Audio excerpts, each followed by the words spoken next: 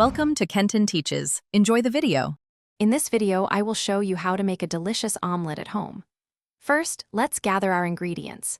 You'll need 2 or 3 large eggs, a tablespoon of milk or water, and any fillings you love, like cheese or vegetables. Make sure you have a good non-stick pan, ideally 8 to 10 inches, and a flexible spatula. Getting everything ready beforehand makes the cooking process smooth and enjoyable. Now, let's prepare the eggs. Crack 2 or 3 eggs into a bowl, add your tablespoon of milk or water, and whisk them vigorously until they're slightly frothy and well combined. Next, place your non-stick pan on medium heat.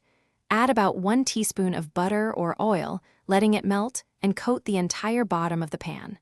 This prevents sticking and adds flavor. Once your pan is ready, pour the whisked egg mixture directly into the hot pan. Tilt the pan gently to ensure the eggs spread evenly across the bottom. Let it cook undisturbed for about 30 to 60 seconds until the edges begin to set. Then, using your spatula, gently push the cooked edges towards the center, tilting the pan so the uncooked egg flows underneath. Repeat this a few times.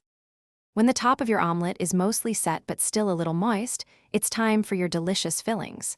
Sprinkle them over 1/2 of the omelet.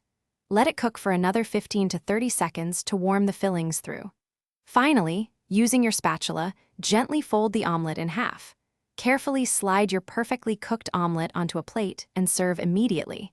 Enjoy your homemade creation. Thanks for watching. Please subscribe if this video was helpful.